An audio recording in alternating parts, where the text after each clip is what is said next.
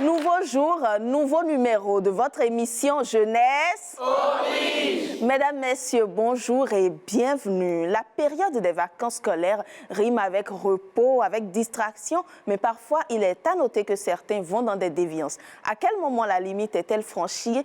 Vacances scolaires entre délices et délire, c'est la thématique que nous allons aborder aujourd'hui. Et pour en parler, nous sommes avec les élèves du collège Saint-Félix. Ils vont nous donner leur avis sur ce plateau pendant 30 minutes et pour conduire les discussions, je reçois Ortega.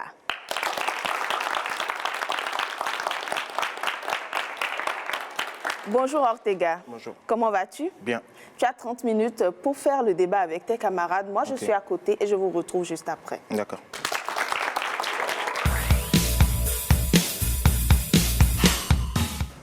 Bonjour chers téléspectateurs, moi c'est Yawedeo Ortega, élève en classe de première au collège Saint-Félix. Aujourd'hui, nous sommes là pour débattre du thème vacances scolaires entre délices et délits. Sans plus tarder, chers camarades, j'aimerais vous demander ce que vous entendez par vacances scolaires.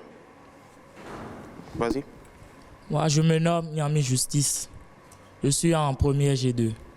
Bon, les vacances sont les périodes pendant lesquelles on doit se distraire, jouer et être libre. Okay. Donc, si je comprends bien, les vacances sont les périodes pendant lesquelles on peut être relax. Oui. Ok. Quelqu'un d'autre, s'il vous plaît? Moi, c'est Adogoni Venance, élève en classe de terminale G2. Pour moi, les vacances scolaires, c'est une période où on peut tout faire, genre repousser les limites, quoi. Être relax, se détendre, jusqu'à la fin. Quelqu'un pour rétorquer? Je m'appelle Angela Herman. Je passe en terminale D. Pour moi, les vacances scolaires sont des moments de détente après la pression subie au cours des études pendant l'année scolaire. Mais aussi des moments pour se faire plaisir, mais modérément. Aussi, ces vacances constituent aussi une préparation en vue d'effectuer l'année scolaire prochaine. Quels sont les délires qu'on peut avoir? Oui.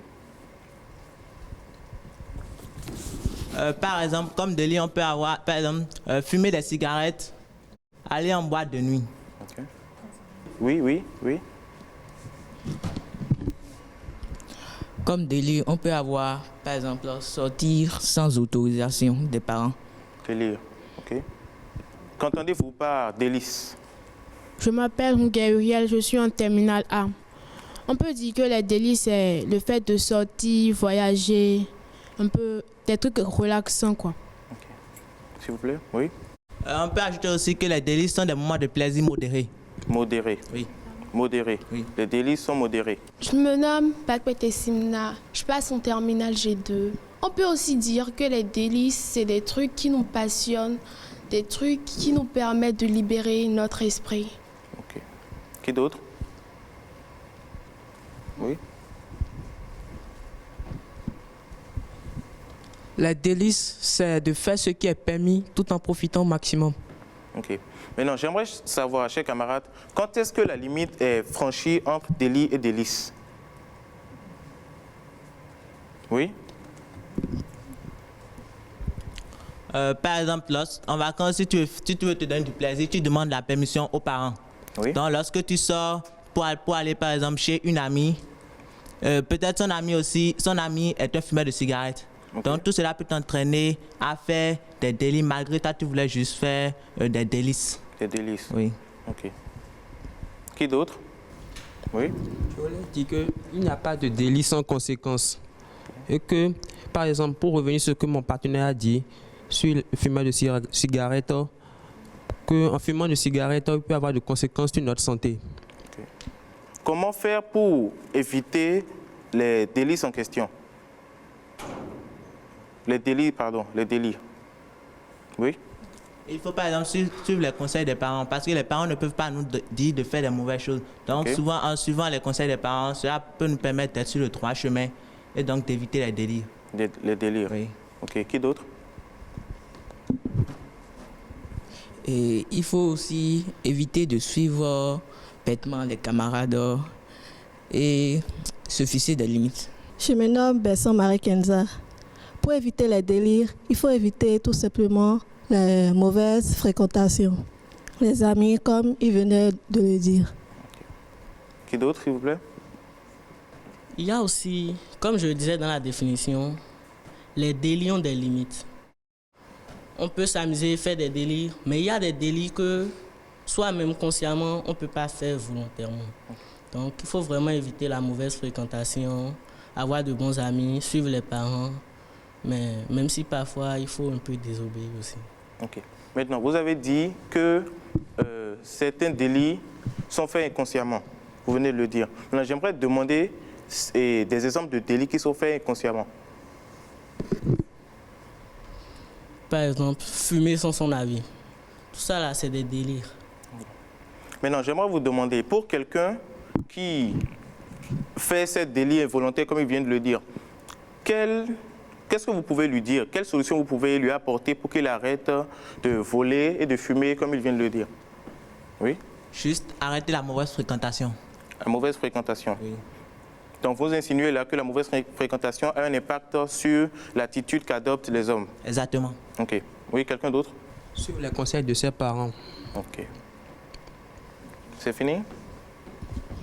S'il est conscient que ses parents souffrent pour lui et s'il est également conscient de son avenir. Ok. Donc, il n'y a que les inconscients qui peuvent se mettre à fumer et à se droguer pendant les vacances. Ok? Parmi tout ça, on peut aussi citer le facteur de la puberté. Parce que la puberté amène certaines personnes à faire des trucs involontairement. Involontairement, ok.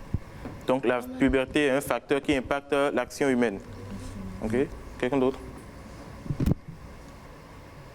Parfois, ça peut être volontaire. Pendant la puberté? Ok. Juste comme ça, volontaire, parce qu'on a envie d'essayer. Tout le monde le fait, alors moi-même j'ai envie de faire. Je veux juste essayer quoi, pour voir l'effet que ça fait. Parce que si par exemple Jean le fait et Jean dit que c'est vraiment bon, quand il a fait, c'est cool, et que tout le monde confirme, alors Jean, toi-même tu as envie d'essayer quoi, pour voir l'effet que ça fait. Et quand tu prends goût, tu es habitué, tu continues comme ça. Ok. Donc quand vous dites que Jean le fait et d'autres personnes le font aussi, donc tout ça, on peut résumer ça dans la mauvaise fréquentation. Oui? Nous pouvons aussi parler des réseaux sociaux Ok. qui influencent souvent les adolescents. Ok. Quelqu'un d'autre? Ok, donc si je comprends bien, la puberté, les réseaux sociaux, les mauvaises fréquentations sont des facteurs qui impactent l'action humaine pendant les vacances. Ok, donc si je comprends bien, oui, vas-y. Il y a aussi la curiosité. La curiosité. La curiosité fait aussi partie des facteurs qui conduisent à faire des délires. Des délires. Oui. Ok, donc si je comprends bien, la curiosité, la puberté, les réseaux sociaux sont des facteurs qui impactent l'action humaine. Okay. Maintenant, pendant les vacances, quelqu'un qui a juste envie d'essayer, peut-être on l'envoie à une soirée et pendant la soirée, il fume. Il faut considérer ça comme délit ou comme délice? Oui? Moi, je considère ça comme un délice qui se transforme en délit. Okay. Quelqu'un d'autre? Oui? Moi, je considère que c'est un délit directement. Parce que la personne étant consciente des actions, des effets néfastes de la cigarette sur sa santé, ne peut pas volontairement aller fumer. C'est improbable. Ok. Quelqu'un d'autre? Parfois, les délits sont dus aux parents. Parce qu'il y a certains parents qui ne restent pas à la maison, donc qui ne surveillent pas leur enfant. Et l'enfant, étant donné qu'il n'est pas surveillé, il s'adonne à tout ce qu'il veut. Okay. La majeure partie du temps, les délits sont dus aux parents.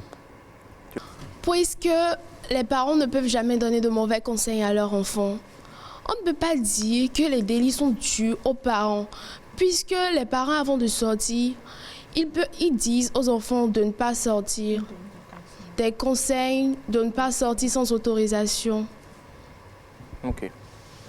Donc, un parent qui donne les conseils, comme vous l'avez dit, à ses enfants, qui lui dit de ne pas sortir. Le parent est supposé venir tard dans la nuit. L'enfant, à cause de ses copines, sort, va faire une soirée et se met à fumer. Délire ou délice? C'est délice qui veut faire partie du délit. Ok, je comprends. Quelqu'un d'autre? Oui. Mais ça, c'est de la conscience. C'est pourquoi je dis que c'est un délit. Il ne peut pas aller faire ça consciemment pour dire qu'il va aller fumer, aller avec ses copines pendant que ses parents le lui ont interdit. Ça, Ok. c'est pas conscient. Ok. Quelqu'un d'autre? Oui.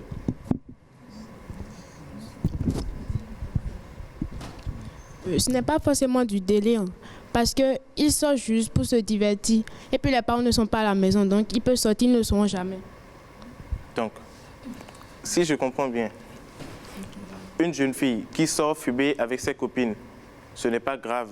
Donc, c'est juste du délice. Oui. Du délice. Oui, tout Ok. simplement. Il ne faut pas oublier aussi que les vacances, c'est une période pour se faire plaisir, pour essayer de nouvelles choses, repousser ses limites. Donc, moi, je considère ça pas comme un délit. Ça, c'est dans la catégorie des délices. Délice. Donc, fumer, ça donnait la drogue, c'est juste un plaisir passager. Oui. Une fille qui sort pour fumer avec ses copines, c'est un délit. Puisqu'elle sait consciemment que fumer, c'est pas bien. Et aussi, ça peut affecter ses études. Parce que du fait déjà qu'elle commence, elle peut plus laisser. Bon, c'est pas forcément du délire, hein, parce que on est en vacances, c'est juste pour 3 mois. On va pas dire que c'est forcément mentir à ses parents. Non, on est en vacances, donc 3 mois, c'est pas grand-chose. Parce qu'après les 3 mois, on va reprendre les cours et puis continuer à aller au cours. Donc, on n'aura plus le temps pour ces délits, comme tu es en train de le dire. Oui. Bon, c'est vrai ce qu'elle dit, mais il y a des limites. Les limites, ce sont les parents. Ok. Les parents vont te permettre de ne pas franchir ces limites. Donc, ce qu'elle est en train de dire, je ne suis pas d'accord. Mais si les parents ne sont pas à la maison? Ah, s'ils ne sont pas à la maison, tu as oublié de... Parce qu'avant de sortir, ils vont te donner des consignes. S'ils ne sont pas à la maison, je peux sortir sans... Non, impossible. Ça, c'est de la désobéissance à ses parents. D'abord, les vacances, c'est quoi? C'est le fait de se réjouir, faire tout ce qu'on veut, s'amuser. C'est ça le but en fait des vacances. Donc, on peut sortir, s'amuser, mais bon, le fait de fumer aussi, ça va un peu trop. Ok. C'est pas bon. Ok. Le fait de fumer, c'est pas bon. Mais on peut faire aussi d'autres choses, s'amuser, aller au concert, aller au restaurant, tout. Le truc au fait, c'est que pour certains, l'année scolaire, c'est un frein quoi. Genre, au cours de l'année, les parents ne leur laissent pas le temps de se distraire, se divertir, faire ce qu'ils veulent. Donc, au cours des vacances, ils préfèrent désobéir les parents quoi, et faire ce qu'ils leur chantent. Parce qu'ils savent que l'année prochaine, ce sera le même scénario que ce qui était passé. Donc, ils profitent en même temps quoi. Donc si je comprends bien, il faut profiter des vacances pour faire tous les délices qu'on veut, c'est ça? Tous les délires qu'on veut.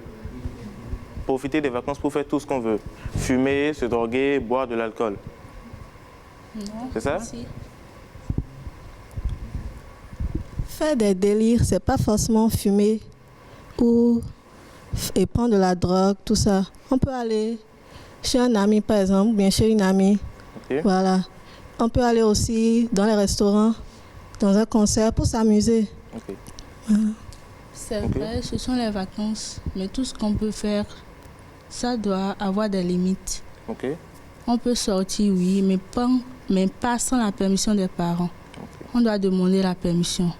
Si elle refuse, on peut rester. On peut insister. Si elle refuse, on reste, on laisse carrément. Okay. C'est pas bon de suivre les mauvais amis. Okay. Quelqu'un d'autre? Je ne suis pas d'accord avec ce que Marie Kenza vient de dire. Parce que aller au restaurant, aller chez des amis, ce n'est pas un délit, c'est se distraire. Mais on est en vacances, justement. Je n'en disconviens pas, mais ça, tes parents peuvent te permettre de le faire. Bien oui. Donc, si oui. On peut considérer ça comme un délice. Ok. Donc, ce qu'elle a dit, c'est juste de la distraction. Oui. C'est juste un délice. Pas forcément. Oui. C'est aussi un délire. Tu peux aller chez ton camarade, par exemple, et bon, s'amuser, se divertir, regarder la télé. Tout en buvant de l'alcool? Par exemple. Ok, donc ça, c'est un délire. Oui. Ouais. Boire de l'alcool, c'est un délit. Ok. Mais en disant juste aller chez ses amis, s'amuser, faire ce qu'on veut, un peu, et ne pas dépasser les bornes, ça, c'est un délice. C'est un délice. Oui. Ok. Quelqu'un d'autre? Oui, Venance? Ça voudra dire que Emma n'a jamais essayé de prendre de l'alcool. Toi, tu as essayé? Mais, oui, moi j'ai essayé. Ok. Ça voudra dire que tu n'as pas essayé. Explique-nous. En fait, moi, je considère que je prends pas, en fait, prendre de l'alcool, ça dépend des désirs de chacun. Okay. Donc, il y a des gens qui n'aiment pas prendre l'alcool, il y a des gens qui aiment. Donc, ça dépend de ton désir. Seulement qu'il ne faut pas exagérer en prenant ça, c'est tout. Okay. Donc, peut-être, pendant une fête, tu es avec tes parents, oui. Tu es en train de t'amuser avec des camarades que tu connais, et oui. tu bois plus qu'il ne faut. Délice ou délit? Mais là, les parents sont là. Délice ou délit? Parce que ça, ce que tu as fait maintenant, oui. C'est que tu t'es caché. Parce que si tu fais ça devant les parents, ils vont forcément te refuser ça immédiatement. Okay. Donc, en te cachant déjà pour le faire, c'est déjà un délire.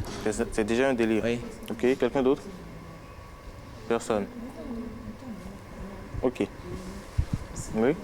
Mais moi, je dis que ça, c'est pas un délire, car c'est un délice. Que ça, c'est pour le plaisir que tu fais ça, quoi. Ok. Donc, je prends ça pour un délice. Pour un délice. Ok. Oui. Mais en fait, si tu bois beaucoup, ça va te saouler. Okay. Bon, si ça te saoule, tu vas plus savoir ce que tu fais. Donc, tu peux faire du désordre, semer du désordre pendant la fête. Donc, cela va te conduire déjà à faire du délire. Du délire? Oui. Ok. Quelqu'un d'autre? C'est un délire. Parce que si toi-même tu vois, si je prends ça, je peux être saoulé. Toi-même, tu sais que si tu prends beaucoup, tu vas être saoulé. Mais tu prends ça, c'est un délit. Je prends ça comme un délit. Un délit. Oui, quelqu'un? Je voulais poser une question à Eman. Ok, vas-y. Et si les parents étaient là et tu prenais de l'alcool et tout devant eux, c'est un délire ou... Bon, tu vas prendre de l'alcool entre eux, devant eux. Oui. Mais tu ne peux pas te saouler devant eux. Ils vont te refuser ça immédiatement. Tu ne peux pas prendre de l'alcool au-delà de la norme. Oui, mais on peut prendre de l'alcool. Mais oui, il faut mesurer la quantité. Comme je dis, un plaisir modéré. Donc, je peux considérer ça comme un délice. Vous dites qu'on ne doit pas prendre du tout de l'alcool. Bon, pas devant les parents. Et aussi devant les parents, on ne doit pas prendre de l'alcool. Non, non, pas du tout. Je dis, vous pouvez prendre de l'alcool. Mais de prendre ça modérément. Parce que si tu prends ça en dépassant la norme, ça va te saouler.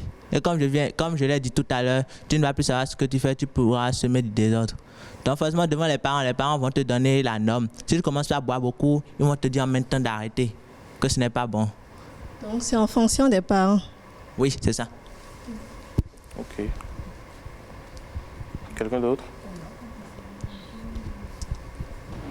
Et l'exemple qu'il a donné, par exemple, tu peux boire de l'alcool, mais il ne faut pas exagérer. Okay. Tu peux boire ça modérément, ça c'est pas considéré comme un délit. Okay. C'est comme on peut dire, on peut appeler ça délice. Délice, ok. Ok, c'est bien. J'ai écouté vos interventions. Maintenant, figurez-vous peut-être, je ne sais pas trop, une jeune fille en âge de puberté qui se met à boire et bon, peut-être tout le monde la connaît dans le quartier. Tout le monde la connaît dans le quartier. Quand on la voit, on sait que c'est la fille qui boit tout le temps. Maintenant, est-ce que vous pensez que ce que les gens disent d'elle peut la mener à continuer dans la drogue ou bien ce que les gens pensent d'elle font l'amener à arrêter l'alcool? Oui? Oui, forcément, parce que ce que la population dit, si une personne l'impacte dans ses actions, dans ses habitudes. Okay. Donc si par exemple, on voit la fille en train de boire de l'alcool, on lui dit ça, c'est toi qui le fais.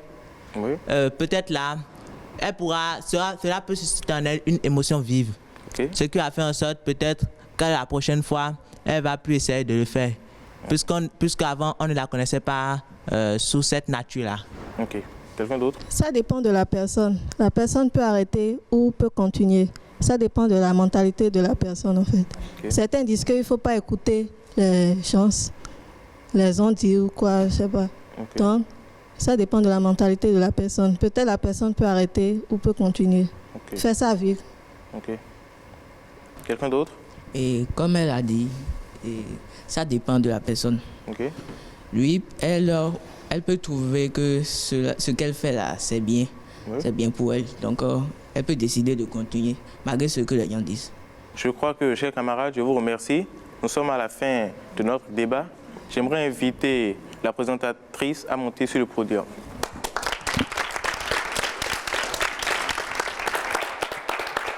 Merci beaucoup à toi, Ortega, et merci à vous, chers amis, d'avoir fait le débat. Notre invité est déjà là et c'est lui qui va trancher et qui va nous donner tout son savoir-faire, tout ce qu'il sait pour qu'on puisse se situer et connaître les délires et les délices et surtout à quel moment la limite doit être franchie. Monsieur Karl Nassia Jakidje.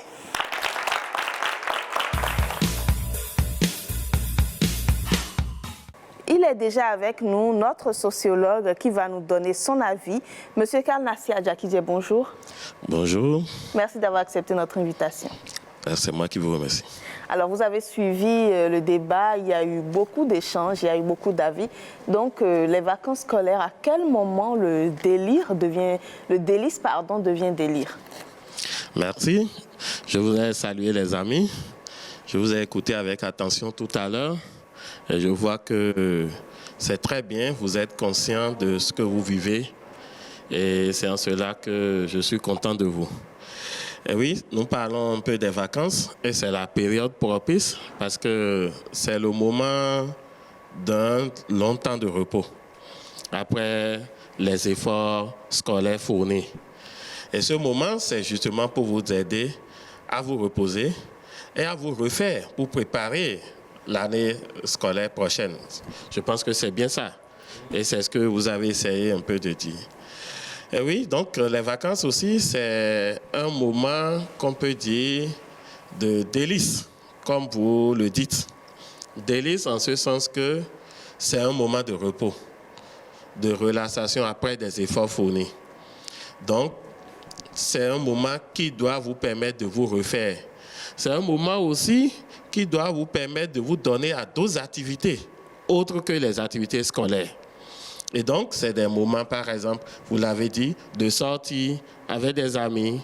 C'est des moments festifs où on va à des fêtes.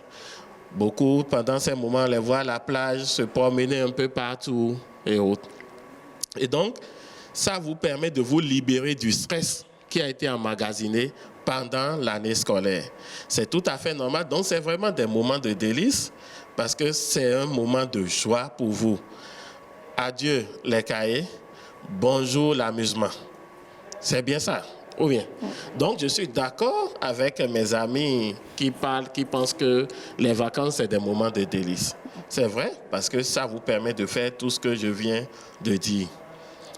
Mais j'ai entendu aussi un second groupe qui a dit que c'est aussi des moments de délire. Tout à fait. Délire. Et donc, et c'est là, justement, le sens de votre question, où se situe la limite entre les deux. La limite, elle est située là où commence la déviance, ce que je vais appeler la déviance du point de vue du comportement. Parce que si vacances riment avec amusement, avec joie, avec plaisir, avec activité ludique et tout ce qui va avec, ça doit avoir aussi des limites. Limites parce que si, par exemple, je m'inscris dans des activités qui vont me causer des conséquences, ça aura aussi des répercussions sur ma participation à la rentrée prochaine. Je voudrais vous donner quelques exemples. Voilà. J'ai entendu dire, on va à la fête, et puis quand on parle de fête, c'est clair qu'à côté, il doit y avoir de l'alcool, de la cigarette et autres. Mais est-ce que nous parlons ici, nous sommes dans un milieu scolaire, donc on a affaire à des jeunes, d'accord? Donc d'une certaine limite d'âge déterminée, qui sont encore en construction. Est-ce que l'école peut rimer avec la cigarette? Les études peuvent aller avec la cigarette? Non. Les études peuvent aller avec l'alcool? Non, je ne pense pas. Et donc, pendant ces moments, celui qui s'adonne à l'alcool rentre déjà un peu dans les déviances. C'est vrai, par curiosité, des fois on peut chercher à voir quel goût l'alcool a et autres.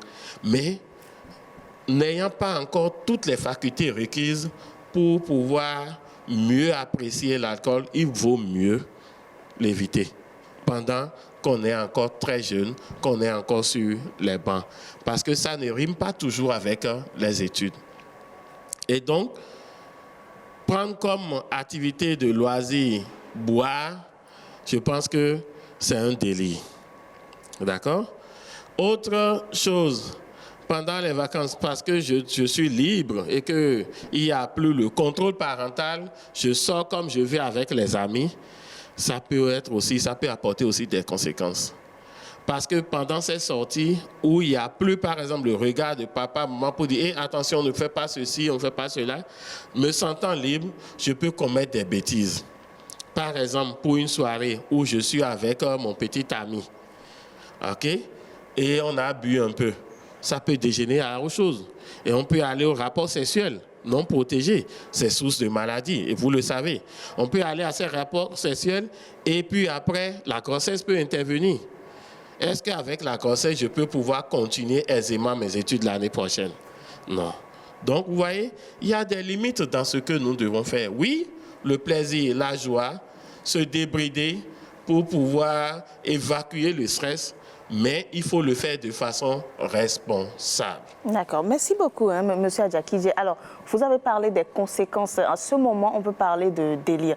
Et si nos amis prennent, par exemple, optent pour l'alcool, par exemple, mais en prennent toute petite quantité et sont sûrs que cela n'aura pas de conséquences sur eux, ils ne seront pas saoulés. Est-ce que quand même vous pensez qu'on peut mettre de la mesure et essayer? Oui, le mot est sorti, la mesure. La mesure, elle est très importante. Mais ici, ce qui gêne un peu, c'est quoi? Nous avons affaire à des adolescents. Et ceux qui les aidaient à réguler leur comportement, c'était les parents, c'était les enseignants. En l'absence de tous ces deux-là, est-ce que l'adolescent est suffisamment conscient pour avoir toute cette mesure requise dont nous parlons? Toute la question, elle est là. Et donc, dans d'autres sociétés, on a ceux qu'on appelle les tuteurs, qui sont plus âgés et qui ont déjà pris par là et qui peuvent tenir la main. Si par exemple il sort avec son grand frère ou sa grande soeur qui est déjà d'un certain âge, les parents sont souvent plus rassurés. Et on sait que, attention, quand il va franchir le cap, l'autre est là pour le ramener à la raison. Et c'est de ça qu'il s'agit ici. Mais quand c'est rien que des adolescents qui se retrouvent en cohorte et qui vont quelque part, c'est normal qu'on ait des inquiétudes. Parce que est-ce que c'est là où il ne faut pas franchir la limite? Quand est-ce qu'il ne faut pas franchir du moins la limite? Et c'est ça, c'est là. Merci beaucoup, monsieur Kalnassi. Je ne sais pas si quelqu'un a des questions. Est-ce qu'il y a des questions Vous avez une question à poser? Vas-y. Je voudrais demander aussi, pendant les vacances, là, on peut prendre aussi des petits moments afin de se préparer pour l'année scolaire suivante? Bien sûr, il faut... En fait, les vacances, comme l'année académique, on doit avoir un projet, un plan, un programme établi. Je suis de ceux qui pensent que pendant, par exemple, les vacances, il ne faut pas encore soumettre les enfants à un rythme où aller va prendre tes cahiers. Non, non, non. Il faut le laisser se distraire, d'accord? Mais dans une journée ou dans une semaine, on doit savoir les activités ludiques qu'il doit mener, d'accord? Et aussi, quand est-ce qu'il faudrait aussi qu'il s'adonne à d'autres types d'activités. Par exemple, pour les vacances, on peut vous amener, par exemple, à vous occuper de l'art, à faire des activités de poterie, de mosaïque, à faire de la musique, c'est-à-dire toute autre chose qui vous éloigne un peu des cahiers. D'accord? Donc ça, c'est important pour pouvoir façonner davantage votre personnalité. Je vois par exemple des programmes où pendant les vacances, des parents qui envoient leurs enfants faire de la coiffure, faire de la cuisine. Hein? Voilà, des choses qui vous éloigne un peu des cahiers, mais qui participe aussi de la construction de votre personnalité. Voilà. Alors, j'aimerais savoir s'il y a une autre question ici. Monsieur Adjakidje, il y a une question? D'accord. Je m'appelle Kobli Apollinaire. J'aimerais demander comment faire pour éviter les délits. Les délits ou les délits? Oui. Ah, ok, d'accord. Mais pour éviter les délits, comme je le disais, c'est que c'est s'adonner à des activités saines. D'activités saines, quand j'entends par activités saines, par exemple, quand je vous dis aller faire de la cuisine, par exemple, aller apprendre de la poterie, hein, s'adonner aux arts, la musique. Même quand on va aussi pour fêter avec ses amis, c'est bien, c'est pas un crime en soi. Mais le crime viendrait quand on va déborder du comportement normal pour rentrer dans une phase de déviance. Quand il commence par consommer de l'art, encore plus qu'il en faut, il rentre dans la déviance déjà. Et c'est là, donc vous-même, en fait, il faut avoir aussi de l'amour pour soi-même. D'accord? Parce qu'en tant que fille, oui, j'ai un certain âge, je suis avec mon petit ami et autres, mais il faut qu'on prépare notre avenir. Mais si cet avenir est gâché aujourd'hui parce qu'une grossesse survient, est-ce que ça participe de notre bonheur à nous deux? Non. Donc c'est ça, pouvoir comprendre cette limite-là pour dire oui, je veux m'amuser avec vous, je veux faire ceci, mais il y a des choses que je ne peux pas faire parce que par exemple mon organisme ne l'accepte pas. Mon organisme n'accepte pas que je fume, ou bien je suis asthmatique et autres, et je vais faire des choses qui sont contraires à ce qu'un asthmatique par exemple doit faire. Je suis en train de détruire ma santé. Et en le détruisant, je détruis aussi mon avenir. Parce que je ne pourrais plus être dans les mêmes prédispositions que les autres pour retourner à l'école l'année prochaine. Et c'est ça qu'il s'agit donc. Être pendant les vacances, jouir de ces vacances, mais en ayant aussi la pleine conscience pour savoir que je dois reprendre l'année prochaine en étant physiquement aussi en forme. Mais il y a quelque chose qui est beaucoup ressorti. Ils ont parlé de l'influence de certains amis. Par exemple, nous sommes allés à une fête, je fréquente, je me dis oui, je reste dans mon délice, mais c'est très vite arrivé de dévier parce qu'on a certaines fréquentations. Mais comment se comporter face à cela? Est-ce qu'il faut ne pas avoir d'amis ou comment l'adolescent, dans ce sens-là, doit se prémunir, je dirais, pour ne pas vraiment gâcher son avenir? Oui, on ne peut pas leur interdire d'avoir des amis. Au contraire, ces groupes-là sociaux aussi participent de la construction de leur personnalité également. Donc, c'est tout à fait normal qu'ils puissent se retrouver dans des cercles comme ça pour pouvoir interagir.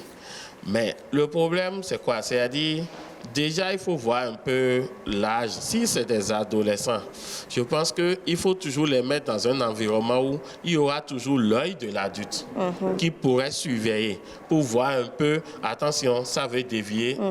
Il faudrait. C'est ça, parce qu'il ne faut pas laisser totalement les enfants. Si la liberté totale, non. Si par exemple ils ont envie de sortir, soyez sûr que parmi eux, il y a par exemple de grandes personnes qui pourraient les accompagner. En cas de, ils pourraient quand même leur dire, et attention, on ne doit pas faire ceci, on ne doit pas faire ça. Ou bien si vous devez les envoyer, souvent on a comme l'habitude aussi de les envoyer en vacances chez d'autres parents et autres, mais c'est toujours s'assurer en l'absence des parents qu'il y a toujours quelqu'un qui pourrait quand même aussi jouer un tant soit peu ce rôle-là pour réguler un peu les comportements. Parce que les laisser totalement, ils n'ont pas encore la pleine conscience de ce qu'ils font. Donc, eux, ils iront rapidement à la dérive. Vous êtes à une fête, par exemple, c'est des ados de 12 ans, 13 ans, 14 ans. Mais en principe, l'alcool ne doit pas être au rendez-vous pour une retrouvaille de ce genre. Et donc, il n'y a que ce regard d'adulte-là qui pourrait dire, mais non, OK, les sucreries, d'accord, vous êtes assujettis à ça, mais pas à l'alcool. Voilà des choses. Voilà. Merci encore. Je ne sais pas s'il y a d'autres questions. Quelqu'un a une question? Monsieur Adjakidje, on a parlé des loisirs sains, des distractions saines, vous avez parlé de la poterie et de la cuisine. Comment on peut s'organiser? Supposons que les vacances durent 3 mois. À quel moment il faut reprendre ses cahiers? À quel moment il faut faire ces loisirs-là? Où est-ce qu'on peut combiner les deux? Oui, les vacances durent 3 mois, par exemple, si nous sommes dans ce schéma, permettent déjà aux enfants pendant 1 mois et demi, voire 2 mois, de se distraire, de s'amuser, mais en même temps aussi de faire des activités pratiques. La journée peut être subdivisée, ou peut-être le matin jusqu'à midi, 13h, c'est de faire une activité pratique, ou bien l'inverse dans la soirée. Et dans la matinée, il peut regarder la télé, il peut se donner à ses jeux, il peut aller s'amuser, faire autre chose. Et les week-ends, par exemple, il peut s'adonner, il peut aller, un ami peut avoir une fête, c'est les périodes aussi des communions, on peut le laisser y aller. Et les parents aussi doivent pouvoir aussi s'organiser pour avoir du temps aussi pour ses enfants, pour sortir avec eux pendant ces moments. Donc les 2 premiers mois peuvent être occupés à ça. Et puis, le troisième mois, nous avons l'habitude dans notre communauté d'organiser des cours de vacances. Ou bien le répétiteur peut revenir maintenant pour les reprendre en charge. Voilà un peu des choses. Mais il faut lui laisser le temps vraiment de se débarrasser de... En tout cas, le stress qu'il a emmagasiné durant toute l'année, il faut lui laisser le temps vraiment maintenant de se libérer un peu de ça. Donc pendant 1 mois et demi au moins, tout au moins, il fera autre chose que de s'adonner au cahier. Et dans le cas où, par exemple, les parents ne sont pas toujours là, ils sont peut-être soit tout le temps partis à cause du boulot, et voilà la période des vacances, l'enfant se retrouve tout seul, peut-être avec ses jeunes frères et sœurs. Quels conseils vous pouvez donner pour pouvoir suivre l'enfant dans ce cas-là? Oui, je vois dans beaucoup de familles, c'est un casse-tête. Et ça fait que souvent, vous voyez le téléphone sonner à répétition, surtout les mamans. Une heure, on appelle. Ça va, vous avez mangé? Qu'est-ce qu'elle fait? Donc, c'est vraiment un problème pour les parents. C'est pourquoi je demande de faire une programmation. Et surtout, il faut insister sur les activités pratiques. C'est très important aujourd'hui. C'est-à-dire, on veut une tête bien faite et non une tête pleine. L'école joue déjà son rôle. Mais à côté, pendant les vacances, il faut les amener dans des métiers pratiques qui vont leur donner aussi la main. Et ça les occupe aussi. Et ça les amène aussi à découvrir d'autres activités. Et c'est ça. Donc, en établissant ce programme, ça les occupe. Vous savez que, bon, OK, je ne suis pas là dans la journée, mais de telle heure à telle heure, mon enfant est dans tel atelier, en train d'apprendre, par exemple, les rudiments du métier de la menuiserie, en train d'apprendre les rudiments de la coiffure, en train d'apprendre les choses de la restauration, de la poterie, etc. Donc, ça fait un acquis de plus, au-delà de ce qu'on lui a enseigné à l'école.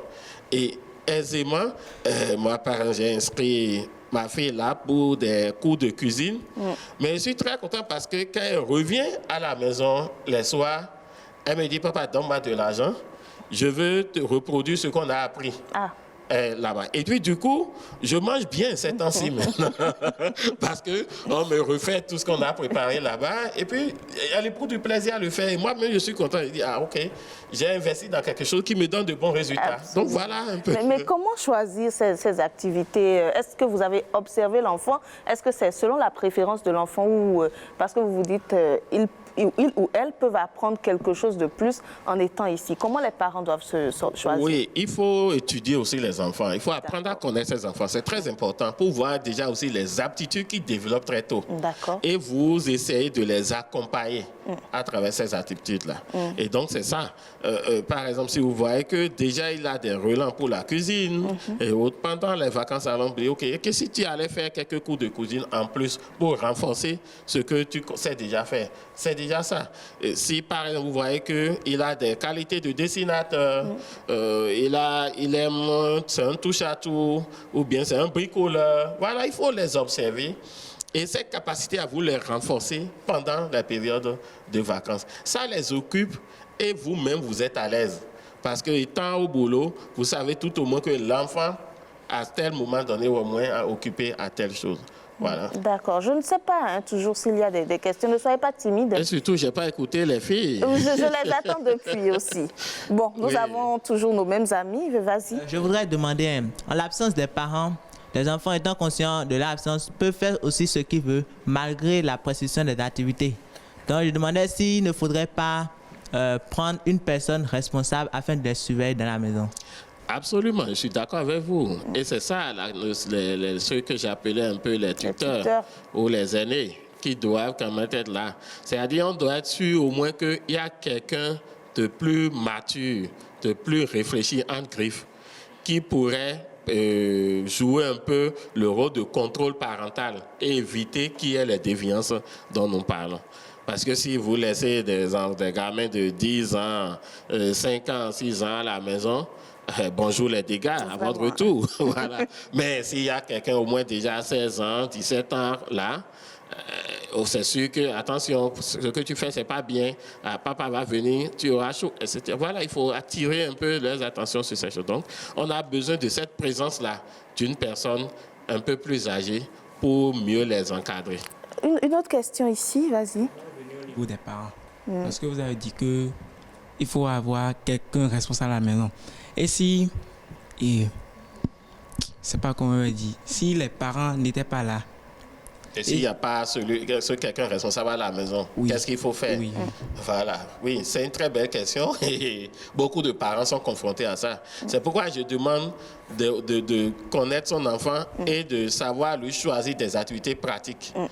Vous savez que vous ne pouvez pas être disponible pendant cette période-là, mais quelqu'un d'autre peut l'être à votre place. Et donc, en l'inscrivant, par exemple, pour une colonie de vacances, il va apprendre beaucoup de choses. Ça l'occupe. Et vous-même, ça vous met à l'aise. Parce que vous êtes sûr que vous dites que si je le laisse seul à la maison, ce n'est pas évident. D'accord? Voilà. Donc, c'est un peu ça. Donc, il y a beaucoup de solutions qu'on peut trouver. Mais toujours est-il, l'important, c'est avoir quand même un regard d'adulte sur ce que font les enfants pendant votre période d'absence. D'accord. Nous avons encore une autre question. Vas-y. Et moi, je voulais vous demander si et comment les parents vont faire pour choisir quelqu'un qui est vraiment responsable et à qui ils peuvent avoir confiance. Oui, quelqu'un de vraiment responsable, c'est vrai aussi que c'est une question pertinente parce qu'aujourd'hui, avec notre mode de vie où nous avons affaire à des familles nucléaires pour moi, c'est quoi? C'est papa, maman et ses enfants. Alors que dans un passé récent, vous avez l'oncle du village, la tante du village qui est souvent dans le foyer aussi. Et quand les parents ne sont pas là, eux, ils jouent le rôle de parents. Mais aujourd'hui, chacun, l'individualisme à outrance fait que c'est la famille nucléaire qui se retrouve. Et donc, c'est des types de problèmes qui surviennent. Mais en l'absence, il n'y a personne. Bon, souvent aussi, ce qu'on remarque dans les foyers aussi, c'est quoi?